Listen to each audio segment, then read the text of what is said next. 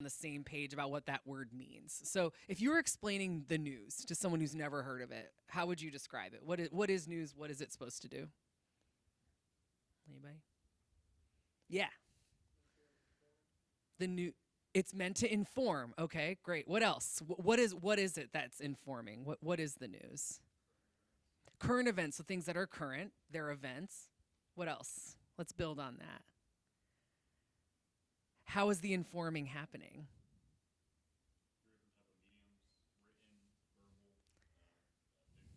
Excellent. So I'm hearing that we are writing or using media to share about current things that are happening in the world. What kinds of things are we choosing to put in the news? Like what kinds of things should be in the news?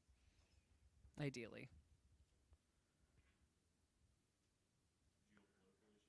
Okay. What else? Excellent. Mm. I mean, I'm having a chai. That's happening now? Is that news? Maybe just so like how would we decide what kinds of events? I'm hearing that it might be something that people would be interested in, right? It might be something that relates to issues. Anything else that would go, oh, that should be in the news. Awesome, right? So we're informing people. Why? Because it could affect them. Why else do people engage with the news? What can they do with that information? I'm hearing they could learn that things are affecting them. What else could they do?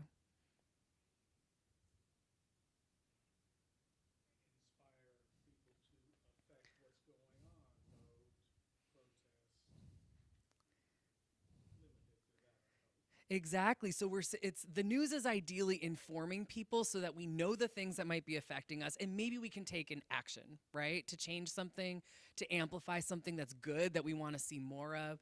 So that's what with that definition of news. I'm curious just from a show of why don't we do this thumb thing again? I want you to tell me about how much are you engaging with the news? Like all the time, every day, hardly ever, something in the middle. What's your engagement with the news looking like? Okay, cool. Can you just call out some of the places that you check? How are you getting your news information? Okay, BBC. So we're seeing an online outlet that also. Okay, what'd you say? Reuters. Okay, awesome. That's a news wire service. What else? TikTok, a platform that's pulling from several news outlets. What else? Instagram. Okay, so I'm hearing social media is one avenue. Websites. We talked about BBC. We talked about Reuters. Anywhere else that folks are getting their news? Okay. Okay, radio. So at the Pulitzer Center, this is something that we've been mindful of. One is, so we see what the news is, why it matters. We're noticing people are getting news in a lot of different ways. Another thing we started to notice is that there are a lot of things that fall into the category of important, relevant, things we might take action on. But we noticed that some things were getting more attention than other things. Like, if I were to ask you today, what are the things that you feel like you're hearing about in the news most? What are they? War, I heard. What else? Politics. What else? Excellent. So it's environmental issues or health related issues. Anything else?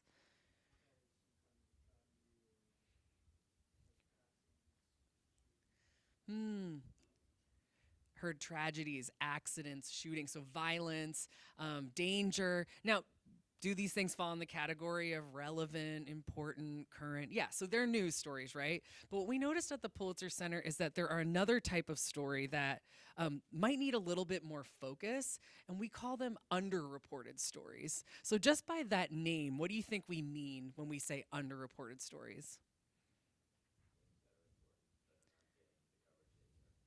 Bingo. Actually, it's like you talked to our edit. You're on our editorial team. When I asked our editors who help decide the stories that we work on, these are some of the things they told me.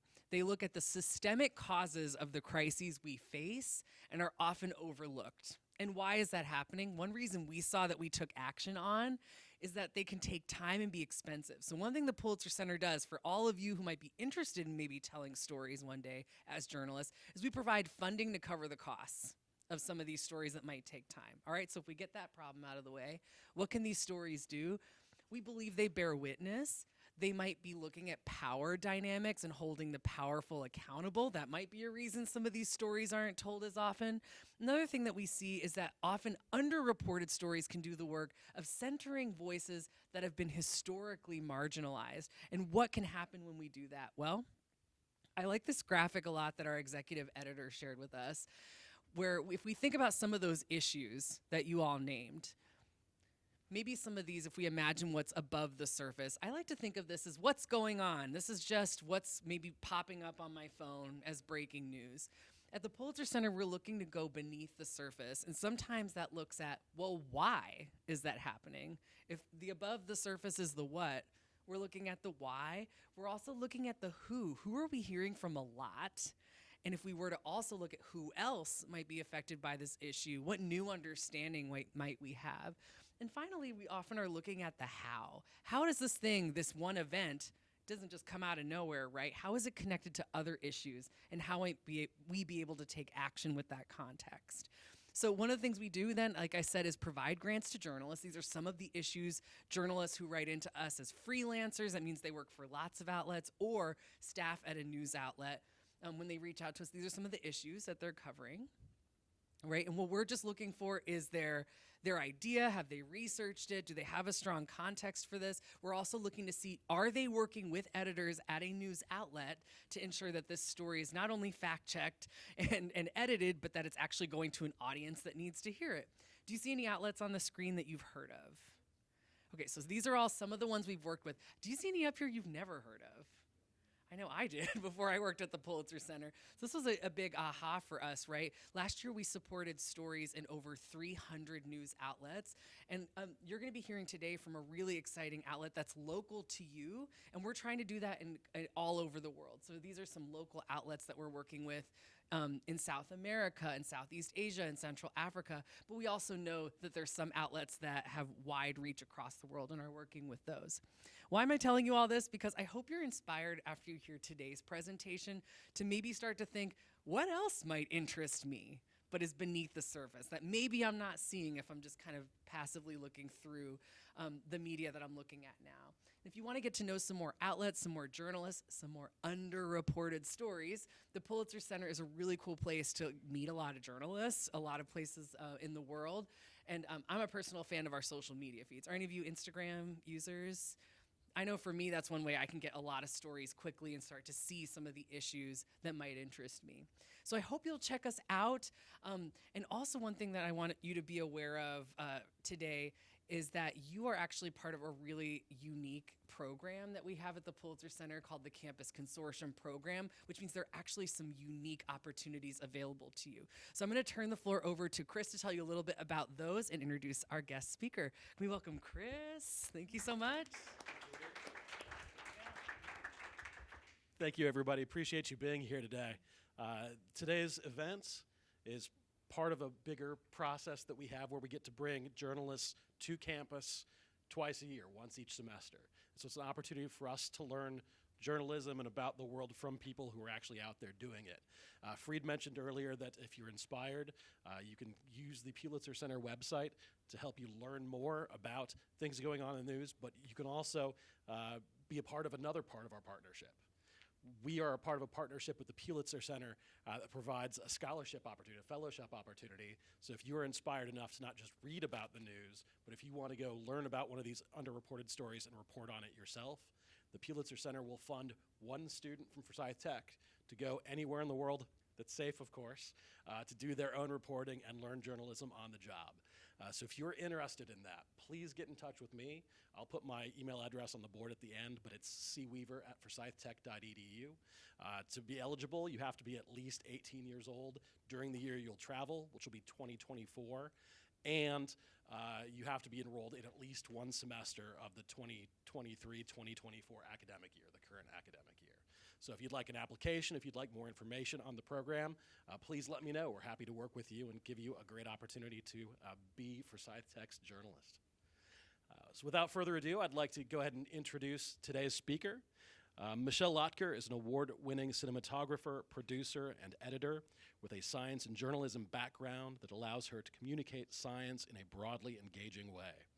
Her focuses include people-centered documentary-style storytelling to communicate scientific research and environmental issues, and has been featured at several film festivals, including the International Wildlife Film Festival.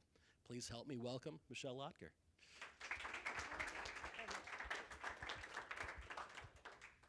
Thank you for that introduction. It's always funny to hear things about yourself read out loud.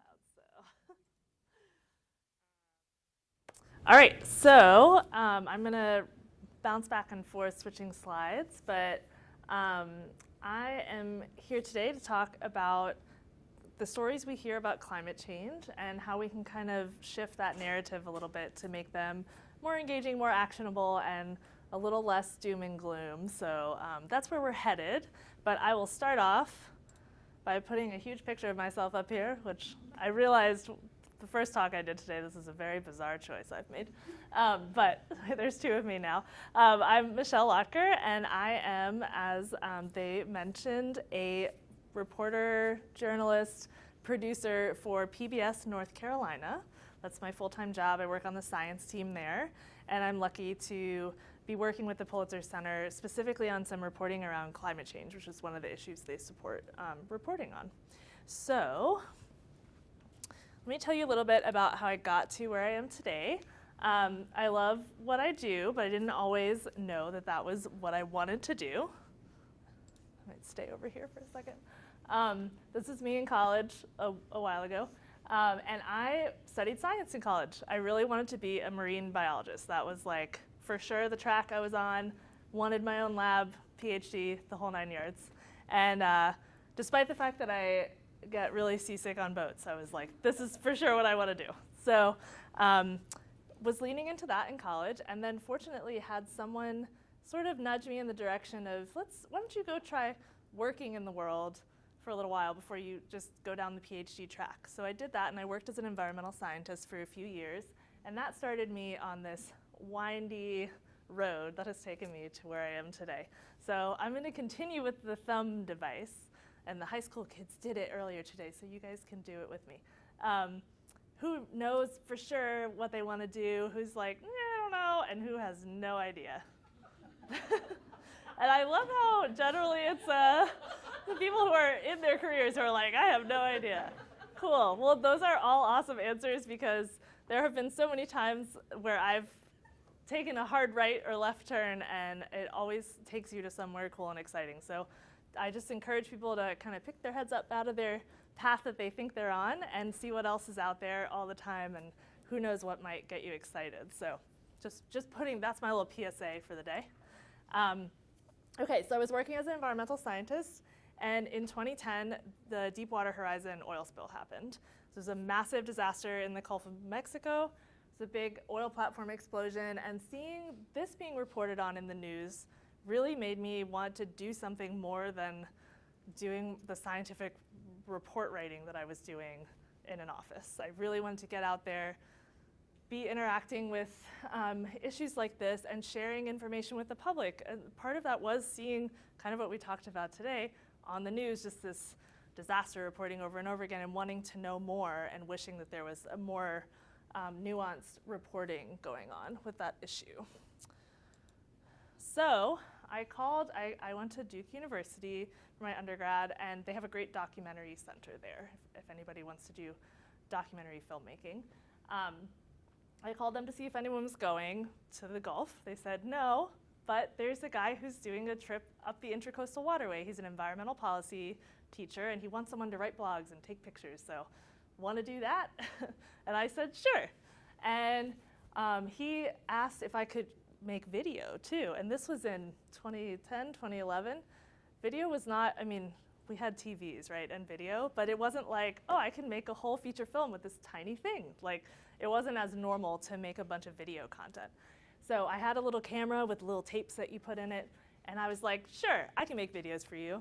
I had never done it before, and I just watched some tutorials and went and figured it out. So, and that dramatically changed the path of my life. So there you go. And by the end of this trip, I was hooked on that kind of storytelling. I had gotten to go out and talk to people, listen to them in their own voice, and then share that experience with other people through video. I've just found it so powerful and interesting, and I wanted to do that with my career. So I moved back up here and started freelancing, doing that kind of work, doing video production, and specifically focusing on science, because that's what I'm a total nerd about. And I want to just learn about people doing really cool research all day, every day. I never get bored of that. So I did some work with different researchers. And I also got a master's degree eventually in journalism at UNC Chapel Hill, and got to really dive deep into some documentary storytelling that was just stuff that I was interested in, right? And while I was freelancing, are we good? Are we having audio problems? Oh, I have a clicker. Oh, that's so nice. Okay, thank you. Okay, so the storytelling I got to do in grad school really helped me sort of solidify this documentary style of storytelling, where what I mean by that is sort of just being there, waiting to see what happens, like a little less preconceived idea of what the story is when you go in. You're really listening a lot. And I've carried that through now to the science communication I do, which I think personally is a great way to do science communication. And I've had moments in my career where switching from working as a scientist to being a storyteller, I was like, man, but my whole identity was being a scientist. What have I done? I've given up on my passion. What am I even doing? And recently, I finally came to realize that curiosity that made me excited about science, that I wanted to learn more, it's the same thing as the research and learning that I do now as a journalist. I just get to learn something different every week. It's not always the same thing. So again, highly recommend trying to draw some threads between different career paths and see what can still make you excited. So currently I work for PBS North Carolina, and we have a whole science team and a whole science show that we put together every year. We're online and on broadcast.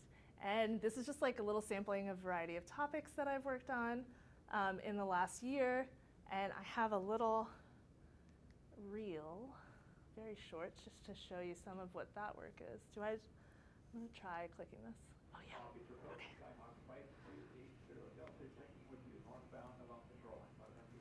Got beautiful clear water today. Great visibility. We can easily see the sharks. There's a bunch of sharks right there. A dozen or more right there. There's another shark southbound along the beach. Oh, there's a bunch of sharks here. They're all going south. That's cool. A bunch of people in the water with the sharks. People have no idea there's sharks there.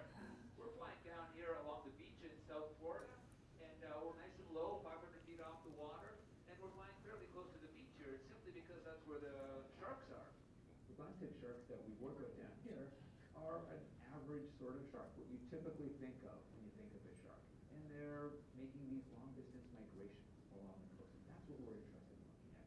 What are these sharks doing after they leave South Florida as they're migrating all the way up the U.S. eastern seaboard?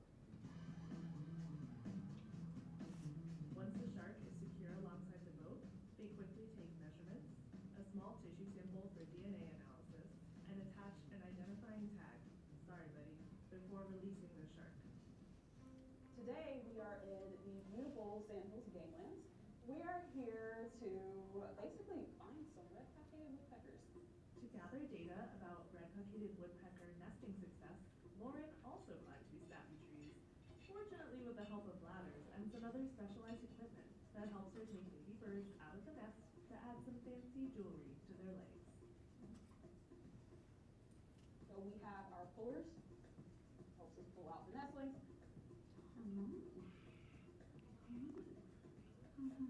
So once we pull the nestlings, we want to check in the cavity to make sure that we got them all, to see also if there's any eggs present. Come back down the tree, band the chicks. So each group of birds has a specific band combo. We call it a clan combo. So they have 2 bands, an aluminum band and a color band on their right leg, and they have 3 bands on their left leg. Once we band them, we want to get a weight on them. So we put them in a little weight bag, get a weight. And once we do all that, we climb back up the tree, put the chicks back in. We try to do it butt first, and we try to do it with the heaviest chick first, because if we have a lighter chick, that way they might get, the next bug that's coming in. We take our mirror and our light back out, put it back in, make sure that they're all down there safe and sound,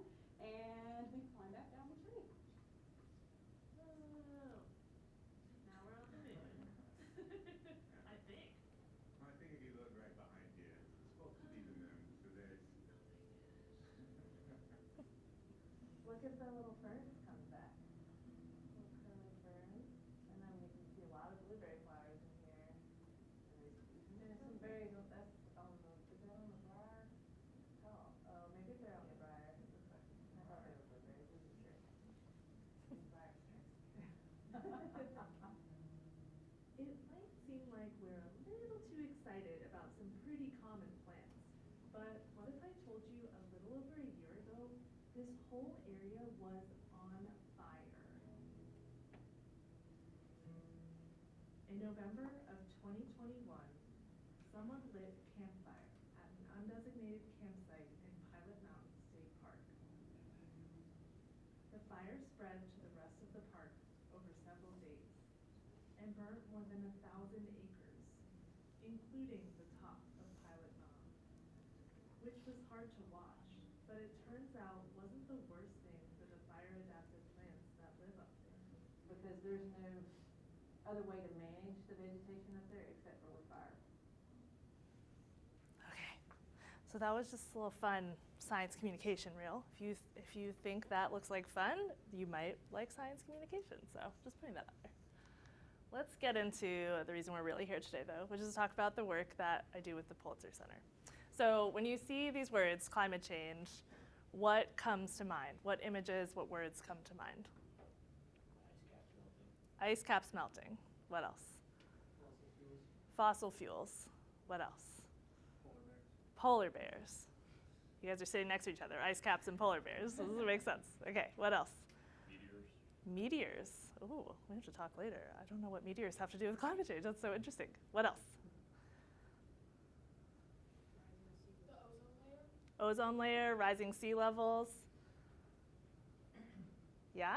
Okay, so anticipating a little bit of what you might have said, because it is what is out there. When you Google climate change, this is what comes up.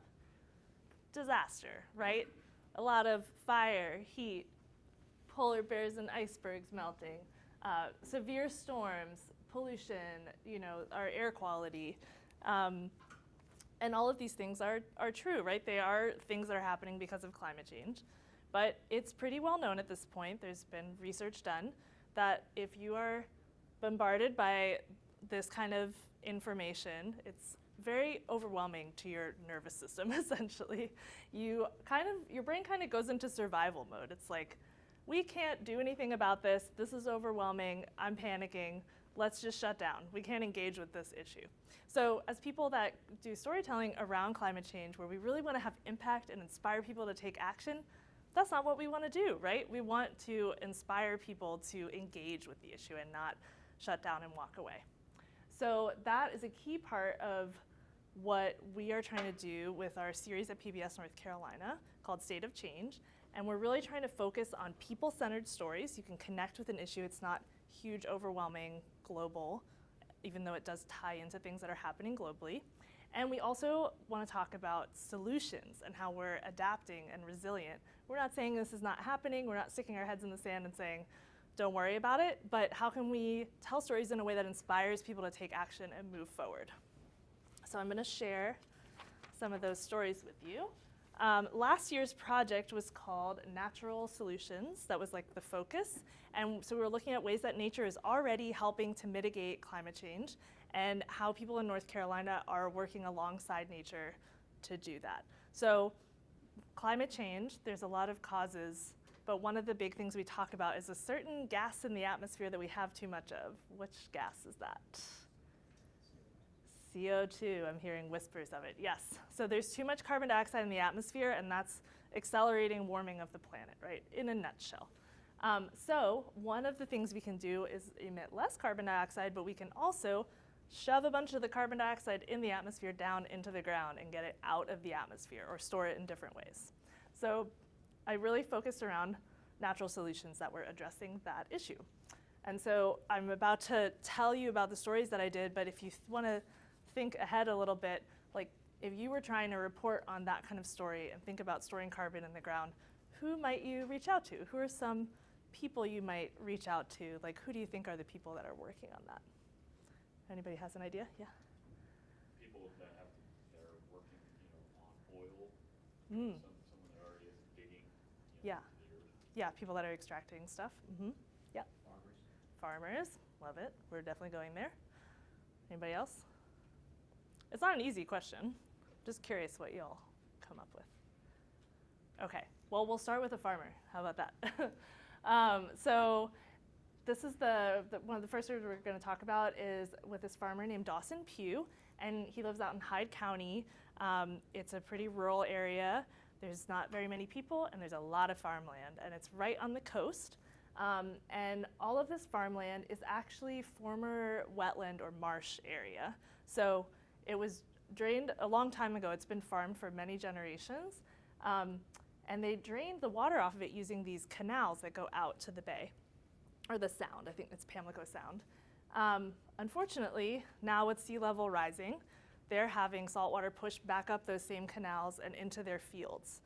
And plants do not like salt. So they're trying to grow crops. The salt's creeping into the fields in different ways and really impacting their ability to do that. And this is really productive farmland. This is an area called the Blacklands, and it's like rich black soil that came from years of wetlands depositing carbon among other nutrients into the earth. So let's hear from Dawson about what he's experiencing. For the most part, when the water is pushed up in these ditches and into the fields, it's affecting the edges right along the ditches. When salt comes in our fields, there's places that will not grow a crop. Nothing will germinate. Then there's other areas that the crop will come up and grow, but it just will be effective. It won't yield very good. It's not something that just started. It's something that's been happening for generations. But there's new places that we've seen it come, and it's getting worse. And it's something that we're working on all the time to try to fend off. Our farm is located really close to the Pamlico Sound. This water right here in this ditch is solid. We're only 18 inches above sea level. The normal tide is what we're really trying to keep out of it. We can't control whether a hurricane comes over into the field, but if we can keep the salt water out of there every day, then we can make progress. So I think a theme you'll see through these stories, can you guys hear okay, by the way, when the video is playing? Does it need to be louder? It's good, okay. It's easy to take a scientific issue and go find a scientist to talk to about it, right? Because they're an expert, they've been researching it. But I think it's really impactful to talk to people who are maybe not scientists, but who are experiencing these things every day about their experience of it. And that's something you can access a little easier as another human being, right? You can hear him talking about his struggle and say, okay, I can imagine this now and connect with this human, maybe better than a graph or a statistic. So that's something you'll see through the storytelling that hopefully makes it more impactful. What was the other thing I was gonna say? Oh, I think it's also interesting to hear from him that it's not just during disaster or hurricane events that he's having this problem. This is a daily thing that he has to deal with on his farm. So I think it'll show the thumbnail before it plays. Oh, it won't.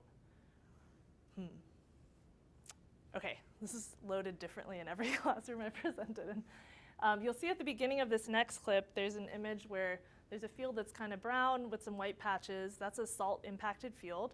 And right across the road is really rich, dark soil and is the farmland that Dawson is farming on. And the other people that I brought into this story are actually researchers from NC State that interact with Dawson, and they are monitoring his fields and helping him see where the salt is coming in, but they're also helping to advise what he should do sort of along the coast to protect his land. And one of the things we're seeing is that if there's a natural wetland barrier along the coast, that actually helps to protect the farmland that's directly inland from the sound. So you'll hear researcher Matt talk about that in this clip. Marginal farmlands that have gotten too salty is to put them in the This is all conservation salt. programs, which are typically taking them out of agriculture and putting them into more natural conditions. So that could be planting native trees or returning land to wetlands. This is just a linear marsh. I mean, this is like carbon sequestration 101. Carbon accumulation leads to building land. By locking up carbon in soil, you're actually increasing elevation. And by doing that, you're fighting sea level rise. Long and true, right? The way that these systems build up land is that it's super wet, so we have our water table above the surface here, and what that does is the microbes are very slow to break down organic material that's added. We're adding a lot of biomass every year from our marsh plants, but the soil microbes are not happy. They're not able to process that efficiently and send it back to the atmosphere as CO2. And what ends up happening is you get a buildup of organic material. And this is the amount of organic material that's built up on top of that since this marsh has been here. There would be a benefit to the farmers in that you're building in up in front of their farm. It's like a natural berm. That can keep up the sea level rise. That's protecting your farm behind here from storm surge. So I just thought it was really interesting to think about, we think about solutions. There's not like a direct, oh, let's do X, Y, and Z in every story, but Matt is pointing out that if farmers are actually incentivized to plant the right native grassland salt marsh plants along the coast, they can actually protect their own farms through this natural way of doing it. And right now they're kind of incentivized to plant any kind of tree, maybe even just specifically pine trees, because they can sell that for lumber. They can make money off of that, they can see a direct value in that. But it's a space where policy could support incentivizing actually planting these native salt marsh plants. So I thought that was a cool thing to learn. I always learn something in my stories, and I certainly don't go into any of these knowing everything. So that was kind of the takeaway for me from that story. I should have said at the beginning, if you have a question while I'm talking, feel free to raise a hand. I'm going to go through like 4 stories, and then we'll really open it up, but don't be afraid to jump on in. Okay, let's go to farmer number 2. I tend to do a lot of farming stories. But this is a whole different story. So this is Beverly Blackwell Bowen. She is a farmer up in Reedsville, North Carolina. She is a cattle farmer, and her brother run their farm that they actually grew up on as kids. They went away and did other work, but came back to the farm and are now running it. And she is a proponent of no-till agriculture. Who knows what tillage is? Yes, we have hands. Yes, okay, great. Does someone want to define tillage? Is that when you use like commercial farming equipment to till the ground, and it actually hurts it more than it does help it? Yes, so tillage has been used for centuries, as it's basically you turning over the ground with some kind of farming implement. And a lot of times it's used to prepare the ground to plant things. You break up the ground, you can easily plant things. But what we're finding now, what they've seen through the years, is that the more you till, you're actually degrading your soil quality. So you might be knocking some weeds out of there, but you're disturbing what's happening naturally, and a lot of the nutrients are leaving. So Beverly, we'll have her talk about her experience. This is another great example where I could have had a researcher tell you it's getting hotter, it's getting drier, or the rain's more severe, but hearing from someone like Beverly about that, I think, has a much greater impact. It's a totally different picture. It's a different scenario. It's a different process when it comes to farming. It used to be we would get days of rain.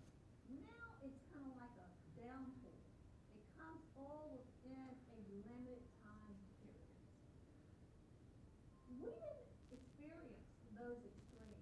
We did have drought times, going up where things had to be watered for irrigation. But today, it's an ongoing pattern.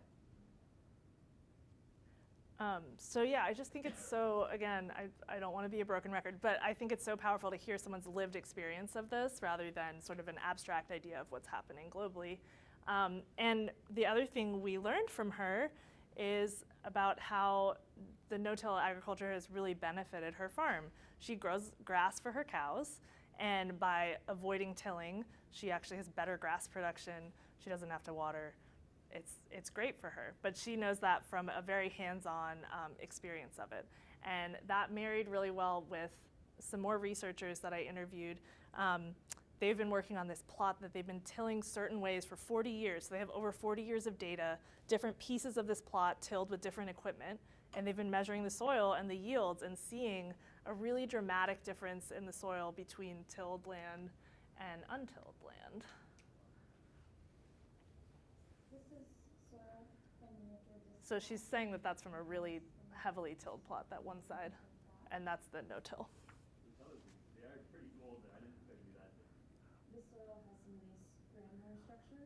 darker because of higher amounts of soil organic carbon. 30 years ago, this was all the same soil type. It was all, one field. They were growing probably hay and corn. And now, after 38 years, it looks like you have fundamentally different soil. You can really change the direction of soil type just with some simple management like no-till. You got it, Dave? We purchased this no-till cedar in 2019. It was in Thorndon. See the grass coming up all in here? This is done with no-till. As you look, you can see some of this spike, and what it doesn't disturb your natural grass. All it does is just punches a little hole there for the seeds to fall into as it germinates. As a farmer, it's all about efficiency. It's all about profitability. And we were able to cut our costs as to the dollars that it took to go into those fields. We were able to build the soil quality. We were able to cut down on fertilizer costs. So we've been able to minimize costs as a result of going with regenerative agriculture. And I think that last quote from Beverly also really illustrates something I think is really important, is that she's talking about, as a farmer, efficiency matters to me, profitability matters to me. She didn't say carbon storage matters to me, right? Like, it's a side bonus for her. And I think continuing to sort of assume that if we tell people you should love trees, that they're going to go love trees, if they don't already, it's kind of like, the people that love trees already love trees. We don't have to worry about convincing them to love trees more. It's the people that don't know that they should care about tilling or not tilling, and we can share with them how it's beneficial to them. I think that's really impactful. And if you want to reach people like Beverly who have farms, have them hear from someone who they can really relate to, and they can hear from her, here's all the things that I value that you probably value too, and it's a reason you should try out this new way of farming. So, all right. Any questions about that one? We can jump in at the end. I know. It's a lot of stories. Okay. So, one more wetland-related story. We have some wetlands on our coast that are called Pecosins. Has anybody heard of Pecosin National Wildlife Refuge? Cool. Awesome. It's huge. In the winter, there are hundreds of thousands of birds there. So if you ever want to go see a lot of migrating birds, they all fly up and down the coast and they stop there because it's the perfect place for them to stop. So it's another example of where we drained wetlands to try to farm. And it didn't work out in this case, but they just left them drained. So we had wetlands with all that built up carbon material. Now it's dry, and so it's very, very flammable, which is not great. It's a space where if a storm comes through and lightning hits right, you can burn acres of peat, and it can be like 10 feet deep of peat. So it actually can burn underground. I don't know if you guys have ever heard stories about that. Probably more in coal country where like coal mines have been burning underground for a while. But this stuff can smolder for a long time. And the really sad thing about it is that this is really carbon rich. It's carbon trapped in peat, and now we've lit it on fire and pumped it into the atmosphere, right? So not great. But the good thing is that a lot of organizations have realized that it's really important to re-wet those lands. And they're working to actually use the same canals that they drain them with these floodgates to re-wet the Pecosins. So I'll just show two little clips about the carbon potential. People realize there's more carbon stored in the peatlands of the world than there are wildwood forests. If you look at the forest soil, it's 1 or 2%. Peat is basically 80 to 90% organic matter. That's why they're so great at storing carbon. To get to this goal of zero carbon emissions, we have to keep reducing this amount of carbon dioxide release. If you just let these areas lie fallow and decompose, it can equal up to 2.5% of our annual goal of reducing carbon emissions in the entire United States. Enormous amount. If only 25% of the drained peatlands in Virginia, North Carolina, South Carolina, and Georgia caught on fire in 1 year, equal to 18% of our annual U.S. goal of carbon dioxide reduction. So we're trying to keep as much carbon in the system as we can. Wetlands are a natural sequester of carbon. And so I think this is another area where incentives can help incentivize landowners to re-wet land that they have that is just, the carbon's just kind of leaching out of it into the atmosphere. It's another place where policy can help change that. I'm gonna skip the next video because I really want to get to the last story. So the May with Okay, and that was just about them backing the water up onto the land. So the last story, depending on what time it is, in a minute, I want to talk about, and I want to leave time for questions, is it's about Piedmont prairies or grasslands. So who knew that there used to be big grassland prairies that look like the Midwest in the Piedmont of North Carolina? Got a few yeses, a few nos, great. So I didn't know that before I started researching this story. And they've actually seen in maps when the first white explorers came to explore North Carolina, they documented these big savanna and prairie right up against the mountains.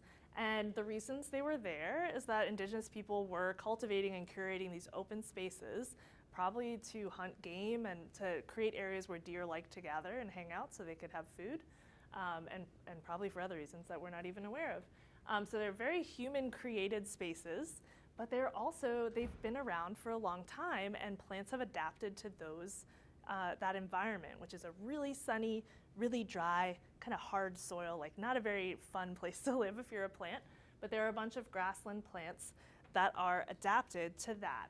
And you can see, so this is actually in Durham, North Carolina. It's a place called Penny's Bend Nature Reserve, and it looks like, besides the trees around the outside of it, which someone pointed out to me earlier today, it looks like a prairie in the Midwest. It's all grasslands. It's not really what you would think of when you think of North Carolina. And I wanted to show you this picture as well of what a grassland plant looks like and how it survives in those really harsh conditions. So there's probably like a foot or two of plant above ground and all of this like 8 to 10 feet of root structure underground. It's really wild. There's some cool pictures online, like cross sections of the earth with all these rooted plants in it. So this is how a grassland plant survives extreme conditions, but it also makes it awesome at storing carbon underground. So let's hear from Tara May about the carbon. I think the grasslands are about a third of the global carbon sink. You think about all of our roadways and backyards and empty lots that could be turned into grasslands and could sequester carbon and foster biodiversity, filter stormwater. That's incredible potential. So what she's talking about there and what they're really working on, I guess it's a nonprofit, extraterrestrial, they are trying to help people understand how they can plant these grassland species in their yards. They're trying to really inspire cities and counties to use them in their roadsides, use them in parking lots and parking lot medians, because they don't need to be watered. They're adapted to here. They look great. Like there's nothing that looks, when you start driving around now and look for this stuff, especially this time of year, it's everywhere. It's what North Carolina looks like this time of year. And that's because these plants are taking advantage of the fact that we mow next to the road, we mow power cuts, so trees don't grow there, but they are very happy to grow there. So there's examples, this might look like a weedy, scraggly thing to some people, but there are ways also to really use this in landscaping. You probably all have seen some coneflowers or echinacea at the gardening store. There's a lot of plants you're familiar with that might really fit into that. So this is an easy story to take home with you and do in your own yard, which is kind of cool. A lot of the other issues are a little bigger. If you're not a farmer, maybe you can't farm a different way, right? But this one is definitely very applicable at a local level and also something that people can talk to their cities about and try to change in how things are planted. Okay, let's see what time it is. It's 2:50. Should I do the last story? Principal? Okay. I got a special request for principal, so we're gonna put that one in. So this story is actually not from last year, but it's from the first year of our project, and it's about a town called Princeville in North Carolina. And the history of this town, it's the first incorporated town, the first town of freed, formerly enslaved African Americans that was founded in America, and it's in North Carolina. And it's right near Tarboro, right across the river. It's across the Tar River. And because of its being on slightly lower land and across from that big river that gets a bunch of water dumped into it, it's pretty frequently flooded during storm events and flooded at a very severe level. So I learned about some rebuilding efforts they were doing after Hurricane Matthew, which was 2018. and went out there to talk to them and to hear a little more about that, from that community about what they were working on and why it mattered. And this is, I think, a great example of a story that wasn't being picked up by big news outlets, but is really important for people of North Carolina to know about. So let's hear from some of the community members. Oh, freedom, freedom hill, we built thee round from the waters whence fear came, birth from thy hollow ground. Princeville has flooded many times, and we've been asked as a group collectively, well, why don't you all just leave? Especially after the flood in Matthew. You know, people were saying, okay, enough already. When you love something or someone, you just don't give up on it that quick. I think that narrative of why don't they just move is something we hear a lot in climate storytelling that's really just so tone deaf and unaware of what you're asking people to do. You're asking people to leave a place they grew up, a place where their families grew up, a place where they own land, own a house. It's a very distant from the problem question to ask. And so I always think it's important to bring that to light, especially when it's so beautifully articulated, and to really help people understand what they're asking people to do when they have that reaction to, like, the coast is disappearing, they flood every year, why are they still there? Just one other voice from the community. It's not going anywhere. If people read the history of Princeville, then that will lead them to the answers, the reason why citizens are still in this community today. This is family, this is home. Our ancestors' blood, sweat, and tears paved the way for us. So the least that we can do and where we are today is continue to build upon that momentum. But with climate change increasing the likelihood of storms with even more rainfall in the future, they're rebuilding with flood resiliency in mind. So I actually found this story through some research and work being done by NC State, but when that work was very engaged with the community, and that helped me to realize I really need to let them tell the story. We can come in a little bit with what this NC State person is doing, but the community really needs to tell this story because it's their story. And I think that's true. This is a dramatic example of a town that's been flooded and overlooked in different ways, but all of these stories do that, right? I'm allowing someone to just tell their story. I'm not really filtering. I'm editing it to make it fit into the amount of time that the attention span of the world can handle these days, but really letting their voice tell the story is really important to me, and I think makes for really powerful stories. But the solutions in the story were really cool. The whole building is still original, but the inside was good at 20%. Some of the things we did, such as raising all the light switches and receptacles above 4 feet high, removed all the sheetrock, so all of our walls now are masonry walls, so that if we were to have water again, it's just a matter of coming in and wiping them down. The interior doors are now what you call FRP doors. You just wipe the doors off. We actually put in flood vents that if the water ever came in, instead of it being trapped in here, the doors will open up automatically, and they'll allow the water to escape. And we put the air conditioning air handlers on top of the mezzanine, and we moved all the electrical panels above the ceiling as well. So now that if we were to experience water, we would not lose the major system. The mezzanine also serves as an elevated storage space for critical parts of the school if they hear that a flood is coming. People don't think about, simple as buying library books. Like, it takes a while to get those books ordered and restored back into the building. I pray that we don't have another flood, but it won't take us a long time to get back in our building. Beyond the financial implications, all of this matters because being displaced from a school they're familiar with can have a big impact on kids.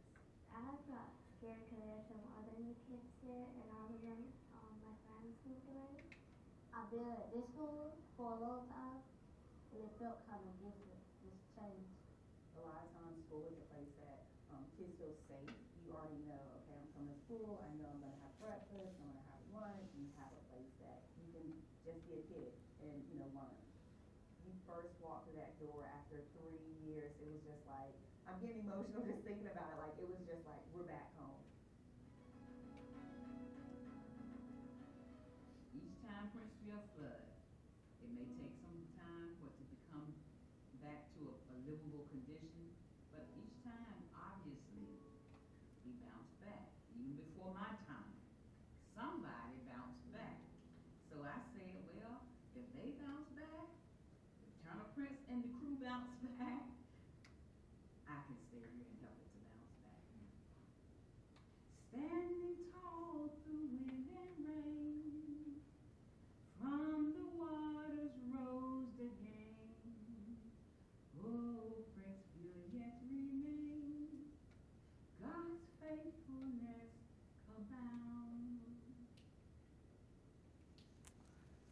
So I think that all of those examples really help you hit home why they wouldn't just leave that place, right? And the tangible response of rebuilding the elementary school so that that doesn't have to be disrupted again, that's the first thing they're fixing in the town, and they're putting their effort on that so the kids have a place, and that ensures that people will keep living there, and Princeville will stay where it is and keep bouncing back after storms. So I loved that story, and obviously those kids are all really cute, so that doesn't hurt. But okay, so I'm done talking at you now. I want to leave you with this idea, and then any questions you have about anything. So I want to expand, whether you're a journalist or not, everybody is experiencing climate change in some way, right? We're all being impacted by it, even if it's just hearing about it on the news. So I just want to encourage you to think about, beyond the big polar bears, ice melting stories, what's your story when it comes to climate change? The story of the people around you. Maybe you just know people or people in your community that have been there for a while that could tell you how things have changed over time. So just want to leave you with that and thinking about different ways to tell stories about climate change and how you can be part of that change and add to some action and momentum around this really big, overwhelming issue. So I'm just going to put this up if anybody needs it. This is my email address, and then just some links to the project. This QR code will take you there too. And if you want to find other science stuff, that's all on there. So hit me with some questions. I've talked enough. Go ahead. Yes, oh, hold on. We do have a microphone so that it ends up in the video. Okay, thank you. So I just have a comment, and I don't know if there's a solution to this, but I just can't reason as a landowner, wanting to preserve, the natural state of the land, potentially farming the land, how a big corporation can come in and, invoke an eminent domain to, hey, we got to put a power line through here, or we got to, build something because it's for the public good.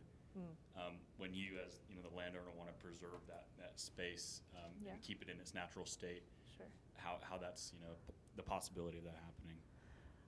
Whoa, I don't have a solution for that. I think honestly, I guess my response to that would be the more awareness we can raise through storytelling of the value of keeping that land natural and the myriad of benefits that provides beyond like my backyard looks nice. The more we talk about how trees matter for carbon storage, how grasslands matter, how clean water matters, the more voices are talking about that, the more trouble I think corporations will have ignoring that. And they'll be aware that they're angering people and upsetting people, and that's not what we want. But yeah, I don't have an eminent domain solution, unfortunately. If you'll just raise your hand, I'll bring you the microphone. Yeah. Somebody. Also, maybe alternative energy. More alternative energy. It's good. Okay. Yeah, so I just wanted to ask how you found these stories. How I found my stories. Okay. Most of my story ideas come from things I'm personally curious about. Because I figure if I don't know about it and I'm intrigued, there's going to be other people that are. I also do a little bit of research about, what are the questions people are asking about climate change? How can I sort of add to that conversation? But truly, it's stuff I'm curious about.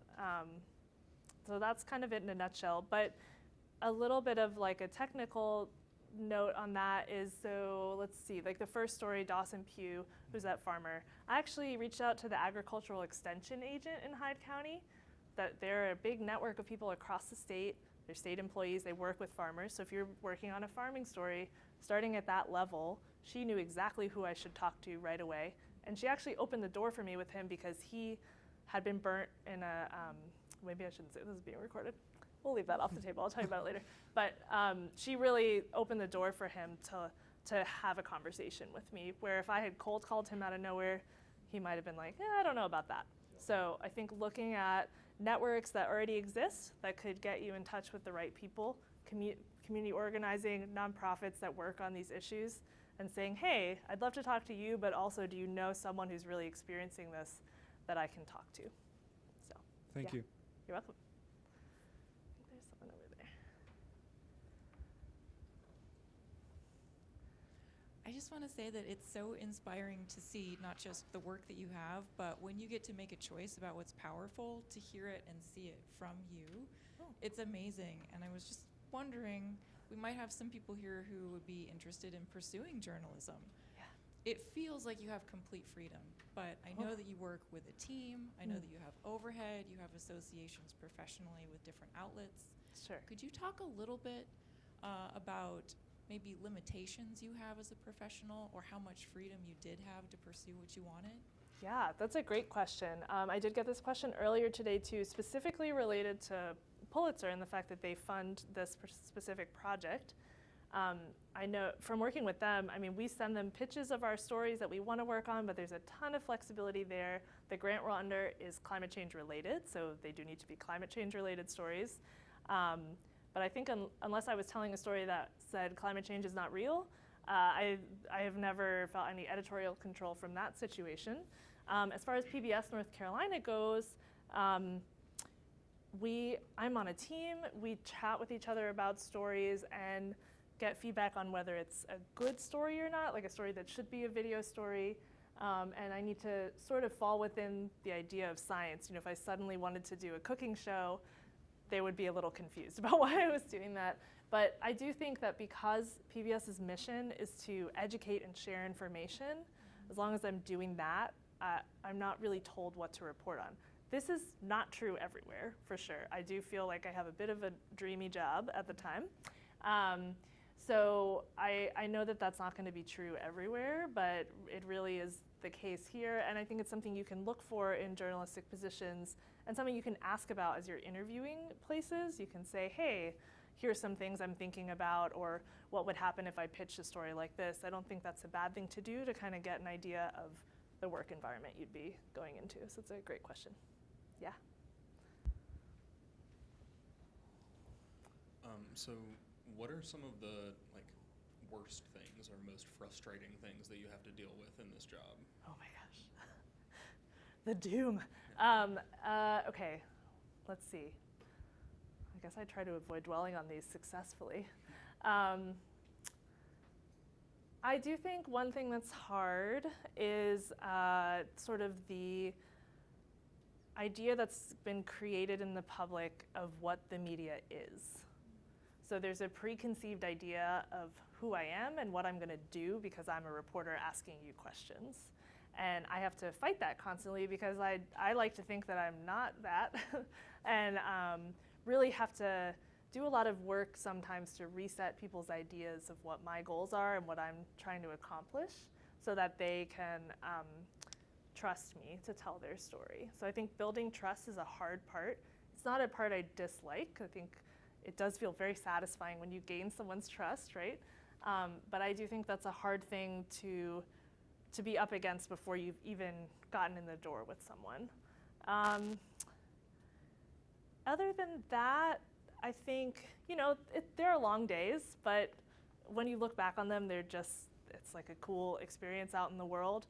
But sometimes at the end of the day, I'm like, oh man, I wish someone would just wheel me home and throw me in my bed, because the days out in the field where you're going nonstop and having to think and figure out and problem solve, they can be really tiring, but they're definitely totally worth it in the end. So, yeah.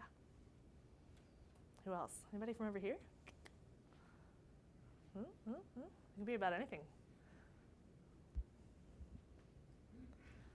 Okay, the last story really struck me. Yeah. So, is there any plans for a long-term going back and revisiting? If you're talking about a state of change, to see maybe 3 years, 5 years, 7 years, I love that. where that town is now at that point? Yeah, I love that idea. And I think that's one of the things, not to plug the Pulitzer Center again, but it is a thing that funding from places like the Pulitzer Center can allow us to do. It really allows for that time. I often feel that way about stories because I'm not always coming in when everything's wrapped up with a nice little bow on it, and I want to know what's happened down the road. So I love that idea. I think even a short update that maybe is linked to that story so people can find it easily might be a great idea. So I'll keep that in mind. So along the lines of dealing with coming back and revisiting, I'm from Yadkin County, and we actually successfully put down like an open pit mining thing, Okay. close to an elementary school. Do you have anything that's coming that's talking about mining and fracking and all that, and what that is doing with climate change and how that's impacting North Carolina? Because I don't feel like we have a lot of support sometimes in the legislation to protect the environment. Yeah. I'm already in production for what's going to come out in the spring, and I don't have anything in there for that. But it's definitely, I'm already looking at ideas for next year. And honestly, it's great that you brought that up, because it's not something, as you're saying, that's really in the major news cycle. That I haven't heard about fracking in North Carolina in a while, and This was like 2 years ago. It was an open pit mine close to my elementary school. Wow. And they actually, the county actually was like, no. Yeah. No. Yeah. No, which was amazing, because I really didn't think we were going to be rid of it. Yeah, that's definitely, I'm putting it on my list for next year. I'll look into that. That's really interesting. Thanks for sharing that.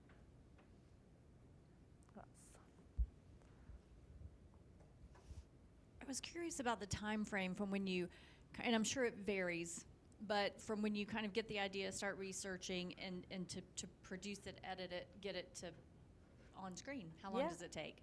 Yeah, like you pointed out, it does vary a bit story to story. With these projects, I'm usually starting to research and report at the end of the summer, filming through the fall, and then we release them around Earth Day, just to kind of ride that whole, everybody wants to hear about environmental things that month. And PBS wants programming about that month, so it works really well. So basically, I'm wrapping up, actually was in the field producing for this new season earlier this week out in Asheville with this really cool project called the Utopian Seed Project. If you're a nerd about seeds, you gotta check them out. So I've been filming for next season right now. I'll be in my edit cave through the winter, which is a good time to hibernate in an edit cave. And then that will come out this April. So it's both a long turnaround time and short at the same time. So yeah, a couple months I think is probably like an average time for a story. Yeah. Who else? Got another one. Oh, I was just wondering if like kind of the video format was the only type of media that you did, or if you also did like kind of written. Yeah, that's a great question. I don't see myself as a writer, but I know that having a lot of these stories in multiple formats so people can access them is really important. So actually, I write a blog for each video story, and you can find those online on our site and on the Pulitzer site. And that actually is really almost cathartic for me, because I can include so much more information in a blog.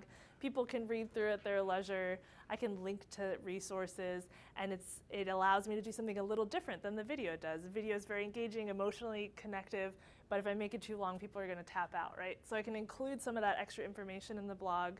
We also produce shorts for social media to hook people in, and you saw some of those squares with the quote graphic is another vehicle for like a 1-second engagement with the story where you can learn something new. So yeah, thanks. And hopefully, did everybody learn something new today? A little something? Yeah, okay, awesome. Any other questions? Maybe about anything? I actually have one. Yay, I can use Mike Holder's prerogative. Awesome. A lot of your stories are about solutions, things people are doing to help. We're used to sort of seeing the opposite, what's going wrong, and all of that. Yeah. In your experience, what are some of, and I'm sure there are many, what are some of the biggest obstacles to developing more of these practical solutions or adopting them in a more widespread way? Yeah. I think the one thing I brought up a few times, sort of that financial incentive, right? There's often financial barriers to change, to doing something new, something in a different way. If you have to buy new equipment or invest in something in order to do it differently, I know that that's true for a lot of these solutions. So having financial support, and to get that kind of support, I think just education and awareness is a barrier. So the more people see examples of these solutions working, then they're going to get on board and get behind having them replicated across the state, across the country. One of the stories I'm working on for this season is about solar energy generation, and how that can interact with farming. And there's a lot of stickiness around, okay, our farmland is really valuable, but we need big expanses of land for solar, and farmers can make a lot of money by leasing their land for solar, but then we're losing farmland. Like, what do we do here?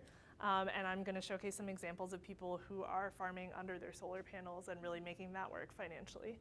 So the more that people can see that as an option, then they can say, okay, I can take this and go replicate it. The Princeville school, the way they built that school, schools can be built like that, so we don't have to buy everything again after they flood.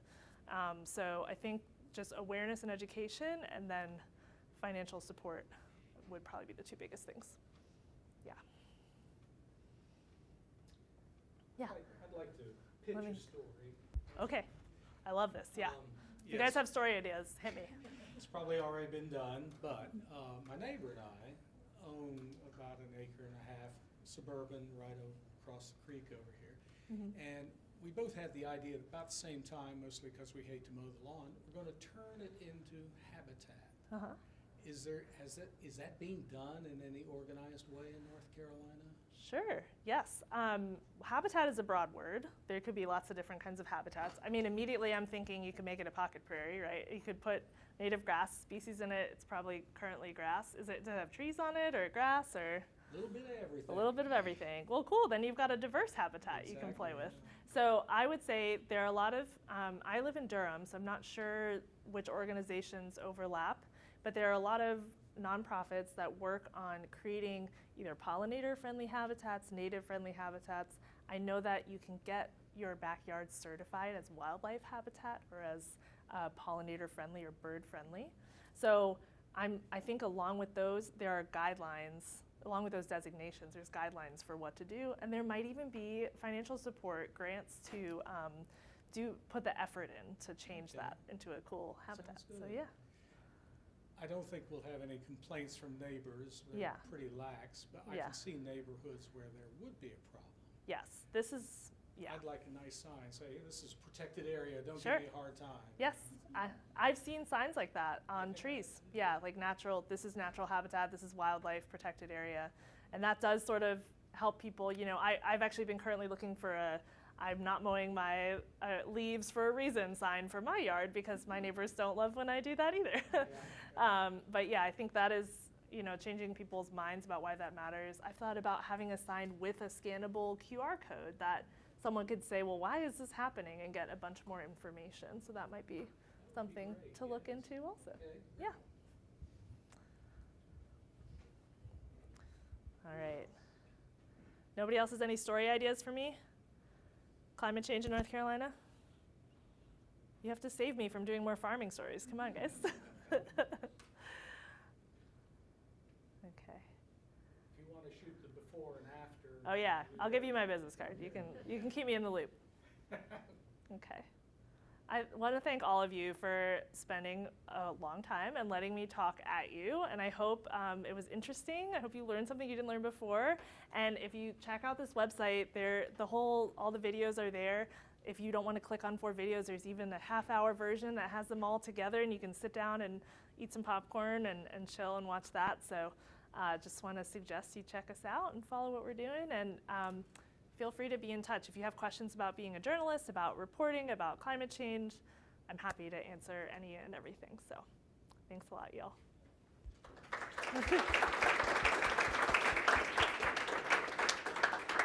Thank you, Michelle, and thank you all for being here. For those of you who are interested in applying for the fellowship, I'll put my email address up on the board now. Have a great day.